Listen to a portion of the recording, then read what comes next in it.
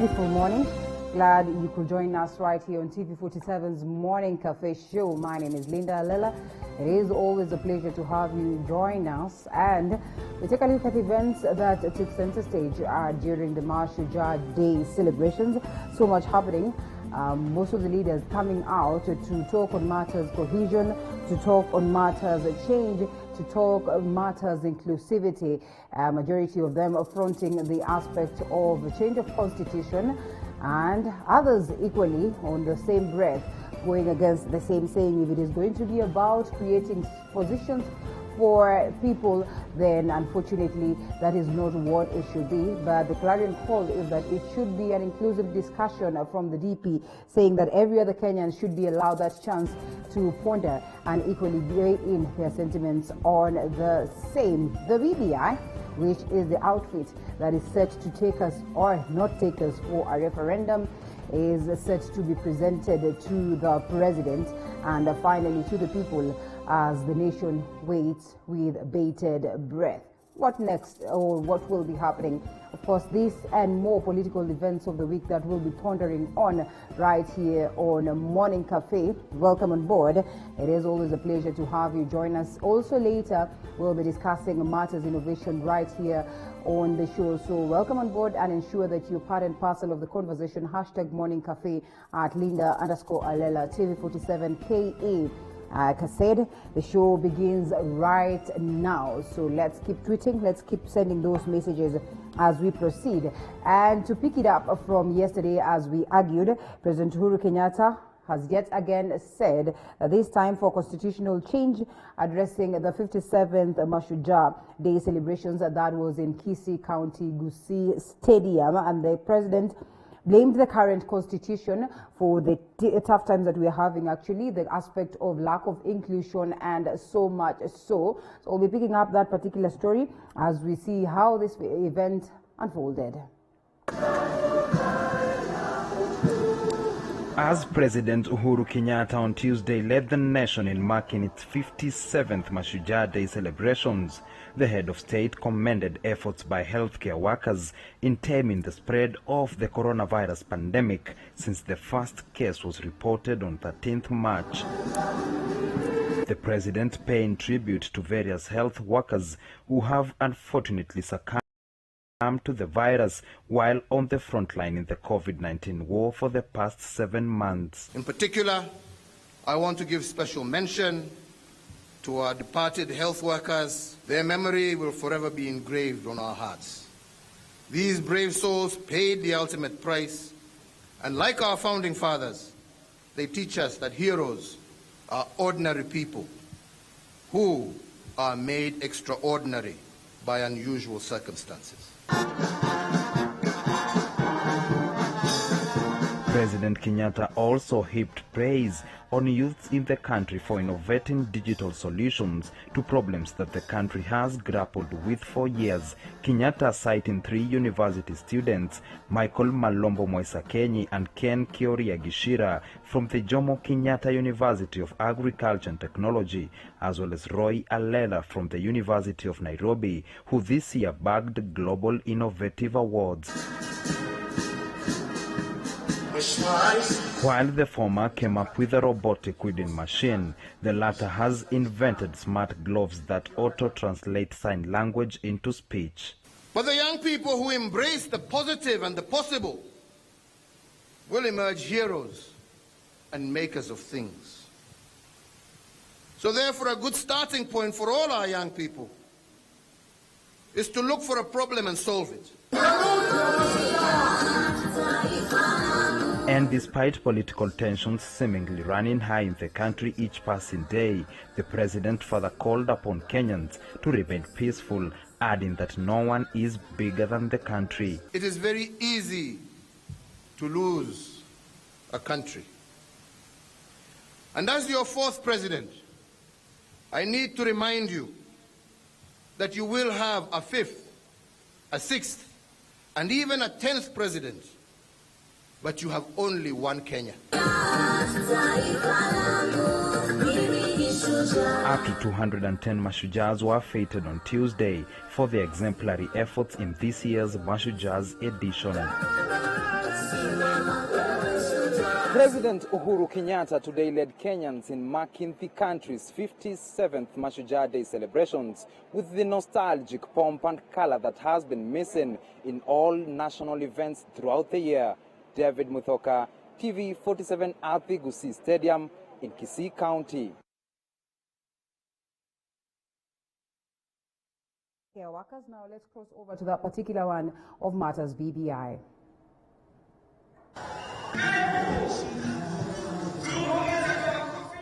The BBI politics dominated the 57th Mashujaa Day celebrations. Addressing the celebrations in Kisii County, President Uhuru Kenyatta said it's time for a constitutional change, President blaming the current constitution for lack of inclusivity and perennial violence witnessed in the country after every election. Tearing up the diversity of our nation. The question of us versus them must come to an end, fellow Kenyans. This coming ahead of the presentation of the report to the President and ODM leader Raila Odinga. After the completion of the report, the anti-BBI campaign has already been built on an expanded government, a move the President says will quell tensions after elections. Fellow Kenyans, we should not give my suggestion the parochial of creating positions for individuals. I am urging for a constitutional consensus that accommodates all communities in an election. ODM boss Raila Odinga, who spoke before the head of state, said that the BBI reggae was only on a half break. Raila says the BBI rallies will soon resume after they were disrupted by COVID-19. Deputy President William Ruto, however, says there should be a robust conversation that will bring everyone on board. Wachezaji wameshanyoroshwa, wameshapata nini mafunzo, tena wamepata massaging kiwanja vya excellence. Wewe mwenyewe ndio utasema hiyo njia tunataka kufuata sasa kwa kutoka hapa, because nobody can stop reggae. Asante sana.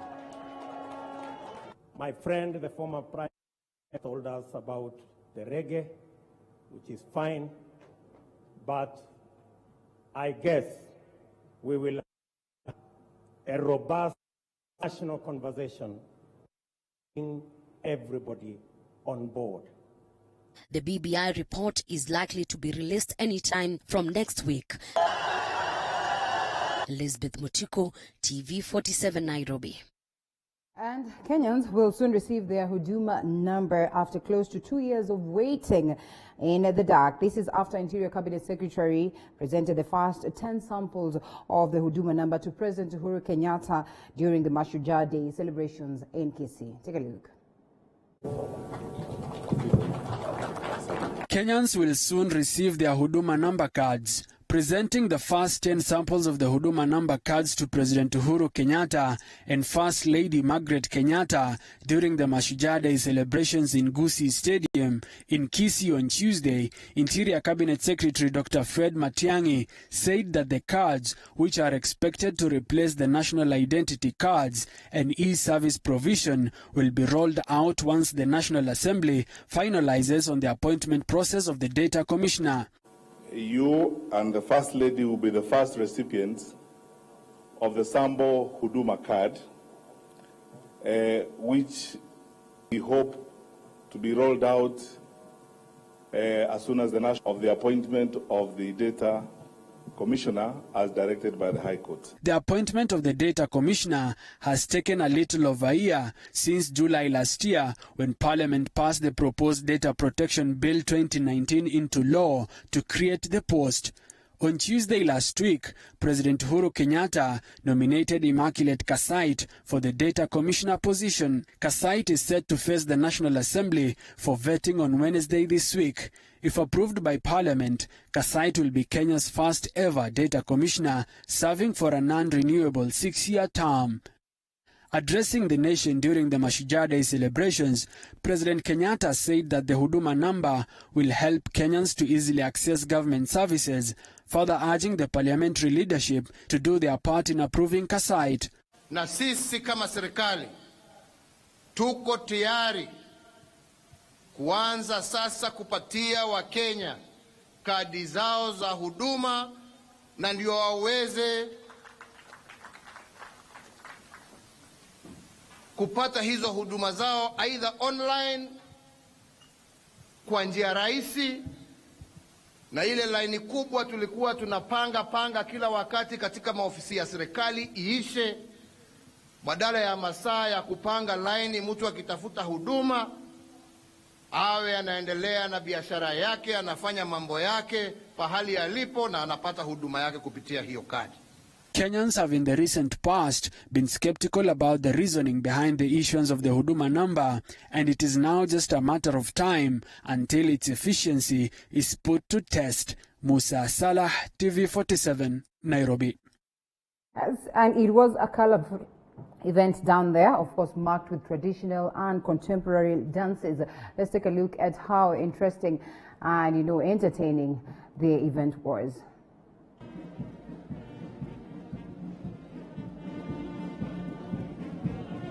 It was the grand entrance of the military parade to the Gusii Stadium during the 57th Mashujaa Day celebrations, a meticulous display by the joint units of the Kenya Defence Forces and the Kenya Police. Sweet, soothing, and celebratory melodies from the military band and the best foot forward as they marched into the celebrations arena, wowing the crowds. It is an unforgettable experience to those who had attended. A frenzy hysteria engulfed the crowds on the arrival of President Uhuru Kenyatta. The president was welcomed with cheers and cheers before inspecting the guard of honor mounted by the armed forces.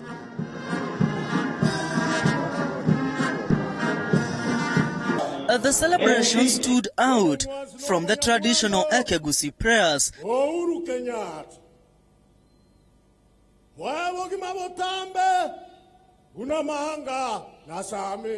to the zestful dance moves of the Obokano rhythms and rhymes. The Obokano traditional dance brought the stadium to a standstill. Skilled and well-choreographed dancers back-bended, the chest, shoulders, and the head playing the big role in the dance as ecstatic Kenyans danced along while others cheered.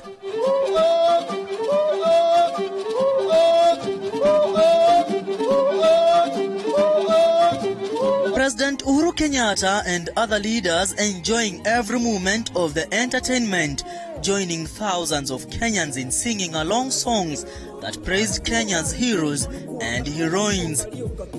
No one was left behind. The young, the old, and those living with disabilities. Simply, Kisii residents and the whole country was enraptured by the colorful 57th Mashujaa Day celebrations.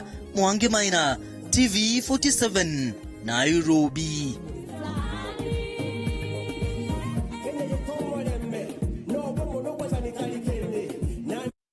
Well, and from Mwangi Maina, it is now time that we take a short break. The conversation this morning is obviously going to culminate from the events of yesterday. So we'll be taking a look at the newspaper after this short break, and then later on delve deep into pondering on the conversations that took center stage at that particular session. So after this break, we're back with more.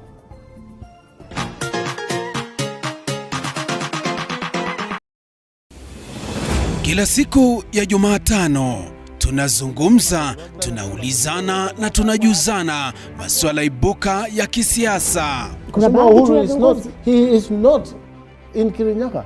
Maisha yangu ni huru na watu wangu wanyali.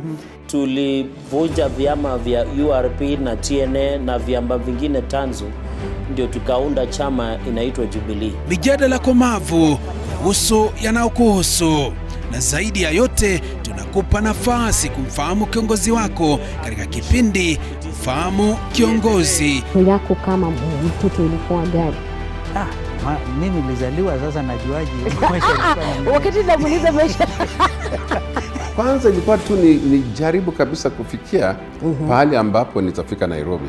Najua ilikuwa ni kazi ambayo ilichukua siku mingi sana kufika Nairobi. Kila siku ya Jumatano kuanzia saa 1:30 hadi saa 2:30.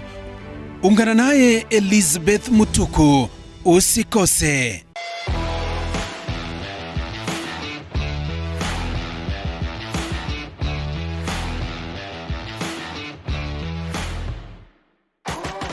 It is said that cooking is one of the greatest gifts you can give those you love, because nothing brings people together like good food. Join Chef Hamadi every Sunday at 6:30 p.m. as he teaches us some simple and quick recipes, only on The Throwdown. You are the mighty God, the great I am. Hallelujah, hallelujah. This and every Sunday, TV47 brings church straight to your home. Come, worship straight from your home as we bring you the Sunday church service at the All Saints Cathedral from 11 a.m. Kila siku ya Jumatano tunazungumza, tunaulizana na tunajuzana masuala ibuka ya kisiasa. He is not in Kirinyaga. Maisha yangu ni huru na watu wangu wanyali. Tulivunja vyama vya URP na TNA na vyama vingine tanzu, ndio tukaunda chama inaitwa Jubilee. Mijadala komavu kuhusu yanayokuhusu, na zaidi ya yote tunakupa nafasi kumfahamu kiongozi wako katika kipindi Mfahamu Kiongozi. Yako kama mtoto ilikuwa gari. Mimi nilizaliwa, sasa najuaje maisha ilikuwa wakati namuuliza maisha. Kwanza ilikuwa tu ni jaribu kabisa kufikia pahali ambapo nitafika Nairobi. Najua ilikuwa ni kazi ambayo ilichukua siku mingi sana kufika Nairobi. Kila siku ya Jumatano kuanzia saa 1:30 hadi saa 2:30. Ungana naye Elizabeth Mutuku, usikose.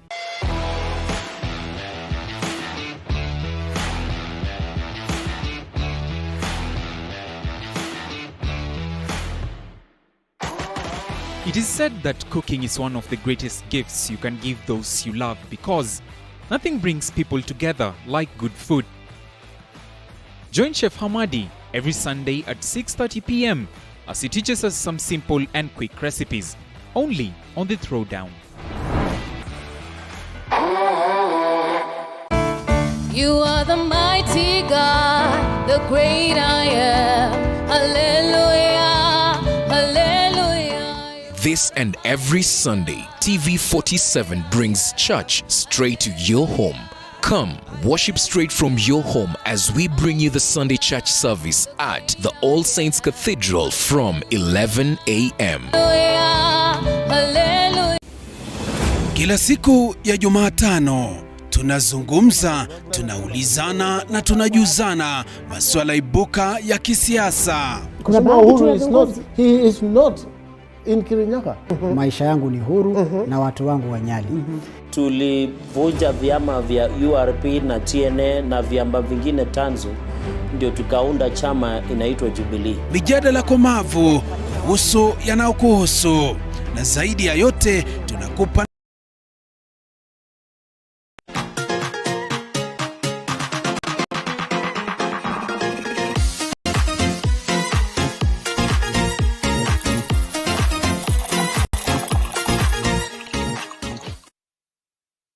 back. Time for the newspaper review. We have Nordin Kagai, who's a lawyer and also a politician, joining me to ponder on the same. So much so about the celebrations yesterday, the Mashuja celebrations yesterday. And yes, I'll have the People Daily, I'll have the Daily Nation, and the Standard newspaper as always. Nordin, Karibu Sana, good to have you in studio. Yeah? All right, so we kickstart with the People Daily, and the biggest story, well, interestingly, the People Daily has decided to, at least give us a snippet of different stuff, which is actually good for us to ponder on. A Class 8 Grade 4 assessment kicks off today, immediately after Mashuja, and they have to go for this testing to determine whether indeed they are set. And of course, such will also be the case with the students or the rest of the students at that point when they get back to school. A story that has been captured on page 15, generally on matters education. What do you make? The assessment, as it kicks off today, there are going to be so many questions. Yeah. Because as they say, learners are supposed to be learning during this this period of the COVID. Now the problem is this might affect those who, or let's say in areas where they couldn't access it, these materials. So what happens to them? I agree. So before they do the assessment, they need to put a standard, or let's say like make the environment conducive for everyone. Because students in let's say West Pokot who've been fighting floods, how are they supposed to be reading during this time? So it's going to be interesting, but I just think it's more or less they're trying to come up with mechanisms or ways to just say that everything is okay, let's go back to normalcy. Okay, and from what they say, they are not going to reverse on the decision of having these students back to school because of the numbers that are going high on matters COVID-19. They say, well, it looks like it's going to be here longer, so the earlier we accept that and, normalize things, the better for the students. So we wait to see. And we'll be following up on the kickoff of the same as we update you accordingly. So Kimanzi exits after bitter fallout. That is Jacob Ghost Mule set for surprise return as Harambee Stars tactician. And this is the information that was there out. I mean, not very many people knowing whether it's true or not, but yes, Mule is set for this big position after Kimanzi decided otherwise. I think we have a problem in our football because immediately Nick Mwengo won the elections. We have this. So that shows that the problem stems from the FKF. Okay. There's a personal issue between the coaches and those who are managing our football. And if you see, we only have two names that two or three names. It's Kimanzi today, Mule tomorrow. So if you get fired once or twice, why do you have to come back again? So whose interest are you representing? So we need to clean our football because at the end of the day, the players are suffering. We saw sad photos where most of the players right now, because of Corona, they weren't playing football. Some have turned into border riders. Some are selling clothes in the markets. So we need to clean that football because as a former player, I'll tell you. Oh, you are. I was. Okay. Until I decided this thing isn't taking me anywhere. Oh yeah. Then I stopped because the pay is ludicrous. So you decide, let me just go into other things. So we need to have, as we talk about cleaning the country, that's one of the places that we need to clean as well. Yes. All right. Well, that's an interesting concern right there. And as it is, the sportsmen and women in the country keep, crying foul. And some of them actually even opting to go abroad because they feel like that side they are celebrated more. Well, all set for BBI. And a case of change. President Uhuru Kenyatta uses Ma Shujaa Day celebrations to rally support for constitutional reforms and says it would be a tragedy if changes are not made before the next general election as he takes a swipe at his deputy, that is DP William Ruto, for suggesting the envisaged law amendments are geared towards creating positions for certain people. Is it a DP's suggestion or it's technically what has been there based on the proposed system of governance? And yes, this is a story that is huge, taking page 4, 5, 6, 7, 8, 9, 12 and 13 of the People Daily. In as much as he says it won't create positions, we all know it will. It will. It will, because if you listen to, you see, normally in politics, they say, when a dog barks, look for the master. So if you look at, for example, those in ODM, they're talking about a prime minister, they're talking about two deputies, they're talking about a president, and what have you. When you look at those who are closer to the president, they're talking about the same thing. Now, some would say that those are the thoughts that those two individuals have. If you ask yourself, he says that we need a constitutional reform to change the things that are happening in the country, not an election. Honestly, I beg to differ. Because Our constitution, if you look at it, is a very good constitution. The problem is implementation. So there is no way you're going to tell me a document will come from heaven and solve ethnicity in Kenya. Okay. It's the leaders, honestly speaking, because they are the ones who balkanize people into ethnic groups. Now, there's no way you're going to tell me a document will come from heaven and cure the unemployment thing. It's the leadership. If they would have the goodwill, you know, they're talking yesterday about the software. Their software is what really matters, because we can have this BBI, then we get to have whoever they want to have there. Nothing will change at the end of the day. So he yesterday was talking about it's time for the youth to wake up, the youth to join. But if you don't create the space, if you don't give the platform for the young men and women, and you decide they will only use wheelbarrows, or you decide they will only be good for demonstrations, so how will the youth come in? No, you know, becomes hard. It becomes hard. Why is there room for them not to have this goodwill? Because, I mean, sometimes we talk about corruption and we always like citing the situation in China and how they deal with the same, If this is enshrined in their own, rule of law, that if you're found culpable of corruption, there is no two-way to this. You know the direction, you know your fate automatically.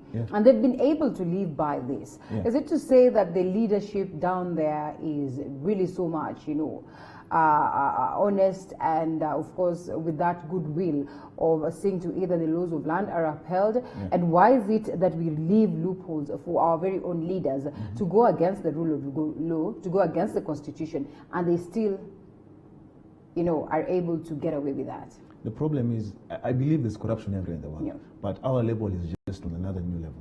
And the problem we have with our leaders, people, or in Kenya, most of the people who run for these political seats, they go there to make money. So the reason why we're having this BBI, like they say, some feel left out. Left out of what? Of what? When they talk about forming a government, they're talking about a national cake. What cake is this? So everyone wants their own share. And once they get into power, what they do, they end up stealing. And so if you look at that photo, there's everyone there, deep down in their political history, they have a corruption issue.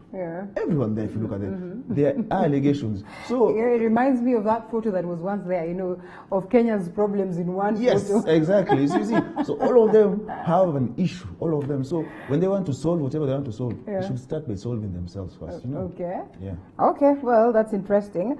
And President Uhuru Kenyatta, celebrated the very same leaders for gracing the occasion. To him, that was a show of inclusivity, that was a show of unity, which he really, really lauded. And on this, we should not give my suggestion the parochial interpretation of creating positions for individuals. I am only urging for a constitutional consensus that accommodates all communities. The words of the president. As are some of the things that we'll be looking at later on as we take a look at the politics of the week. And before I get to page 2, 3, and all these other pages, I think it's only fair that we take a look at the front pages of the Daily Nation. What is there also? Still more or less the same thing. Huduma secrets of a magic number. So document will be single source of information on all citizens, residents of Kenya. This is according to the data that will be there. And yes, in the words of the president, this is going to ease service delivery to the common mwananchi. First of all, let's just take a look at that Huduma card he has. Okay. He's in a suit. All right. His photo that was trending yesterday when the Huduma registration was happening was in a white shirt. So what changed? Did he send another photo? Okay. Didn't he like what he saw? Did he register twice? That's a question. You see. Now, secondly, why choose that specific day to launch the card? Okay. And then thirdly, there was a case in court. In regards to this, where people were talking about they were not they are Kenyans, but they lack the proper documentations. You have no ID, and one of the requirements of having Huduma, the registration, you need to have an ID. So those who don't have IDs, what happens to them? Because now already their cards, there is Huduma cards. So what happens to those who don't have IDs to get the service? So they won't be registered, meaning they won't have the services. So before we rush and release these cards and what have you, let us solve the patent issues. Because so many people out here, they don't have IDs. They go for vetting. Some were even vetted for 12 years, they're still being vetted. You're born in Kenya, your education system is in Kenya, your great-grandfather, everyone was born in Kenya. So we need, first of all, to find a way of solving the issues that we have before we rush and launch Well, they say that there's going to be a phase 2 of the same. This many have interpreted to be a scenario where, you know, you have no option. And like back then when they were saying that, you know, there are options as a Kenya, you can decide whether to take it or not. I mean, the bringing on board of phase 2 is a polite way of telling the people of Kenya that you must have this. Do you suppose then there are likelihoods that they're going to address the concerns that you're raising? I highly doubt, because the number of people don't have IDs. Like the highlighted case was one for the Nubian rights, the Nubian rights forum. So those people who don't have IDs, let's take a number, let's say 10,000. They don't have IDs. So will they get IDs before then? Before they launch this second Huduma phase? If the government wants so, don't you think it will be possible? But now, the reason why they didn't give them IDs in the first place. What was the reason? So out of nowhere, now they decide, okay, now we need. And then the issue of issuing threats and what have you. I believe as a Kenyan, you have the right to get services. That is why these people are elected in office. They are to serve the people, not the other way around. So we need to check our leadership, to be honest. Because let's say, okay, he says this card is everything. It's going to be a single source. So is it a social security number or something? Because they need to be clear, you know? Yeah. All right. Okay, well, we pointed some more on the same later on the broadcast. Fears over COVID-19 cases in schools. I think we've touched on the situation in schools, but at least 2 cases of COVID-19 have been confirmed in schools. That is a week after basic education institution partially reopened, and casting doubt on plans for full resumption in person, or of course at that particular point of learning. You know, this is funny. If at all the curve is going up, or rather is widening, then why have schools open? Already you have 2 cases.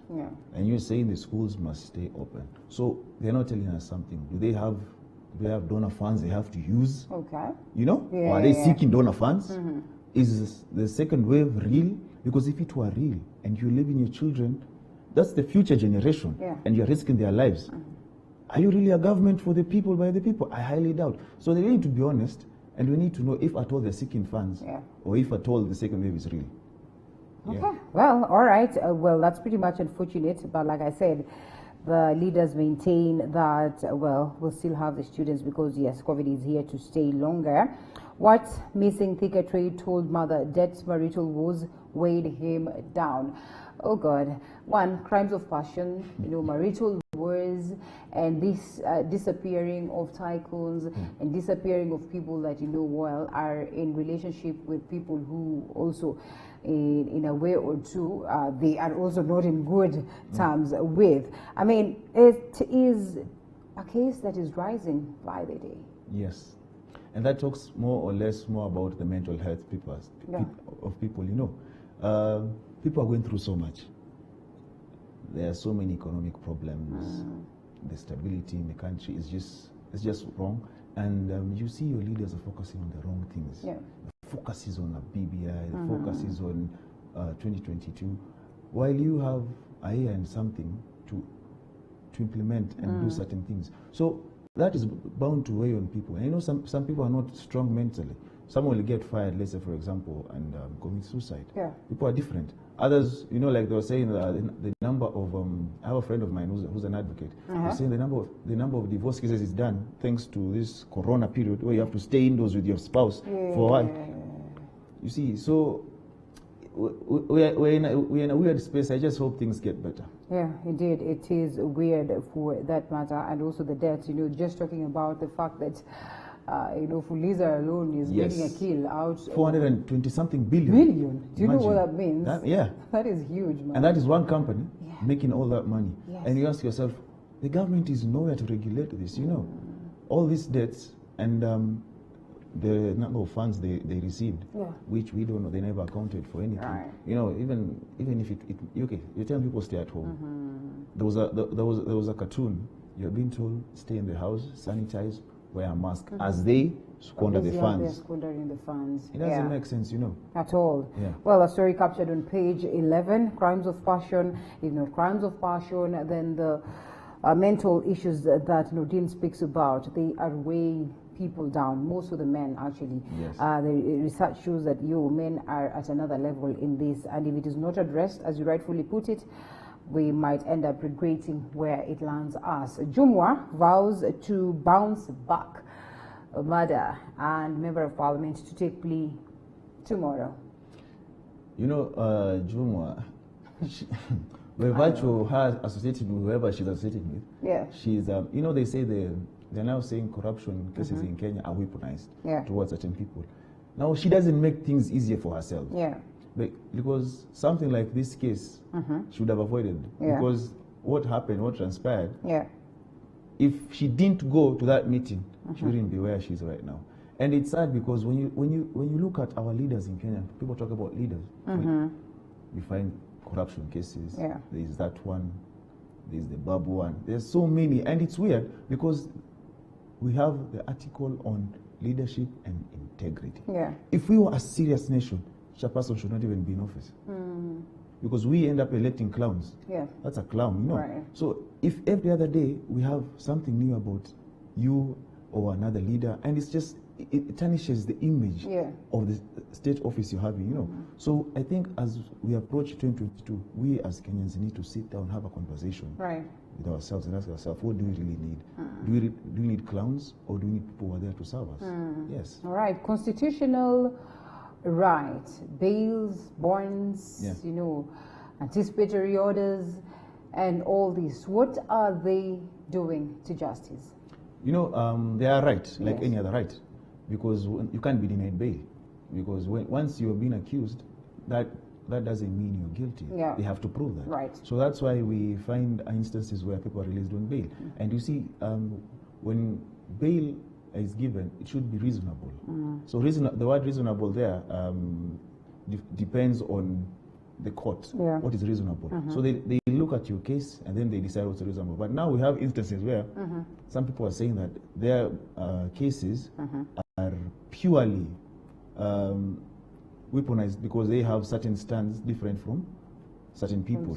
So we need to have the law should apply equally and not selective, because the moment a law is selective, it ceases to be law. Right. Yeah. Okay. Well, Nelson Harvey, I know you've been following up on him, and yes, he's been treating us to a lot of, I don't want to call that a defiance, but you know, what would be looked at as one, democratic right, two, the fact that, you know, he acknowledges the needs of the people of Kenya and the point of upholding the Constitution.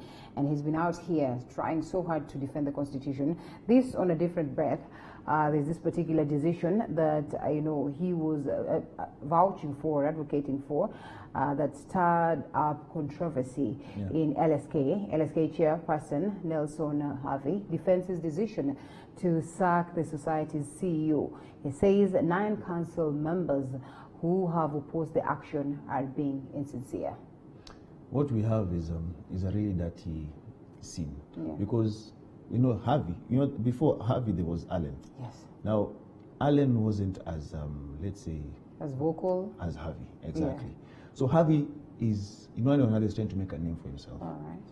Reasons for that, he knows best. But Harvey has been vocal even... Yes, but now he's trying to make the LSK go back to where it used to be back then. Okay. So he's trying to make it vibrant and give the Law Society a voice out there. Okay. So what we have with the CEO clearly shows you, you know, he's saying that the deep state is financing the chaos that is happening there. So that, is he trying to say that the CEO belongs to the deep state? Okay. Is he trying to say that he belongs to Tanga? All right. You see, once you say that, you're going to open a Pandora's box. It becomes exactly. It's going to be political. Exactly. Because some would say his actions are more of an activist. You know, some would say his actions, he's more of he's friendlier to the other side. And others would say the CEO is friendlier to the state. So we need to have a society that is whole. You know, the moment they agree to have those acrimonies inside there, the society will fail. We need to have one voice, you know. Put out these sideshows, this Tanga and the deep state far from the LSK. It's harder, you know, because they have interests. But if they would be one, the society will be powerful, I'm sure. Okay, well, that's an interesting one. And we come to the Standard newspaper. We read it, young innovators tell the secret to success. That's a story that is right there about the role of honor and yes, the engagement of the youths.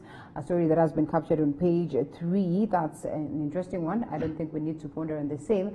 But Uhuru answers Ruto, triple takedown, and the president tears into the BBI.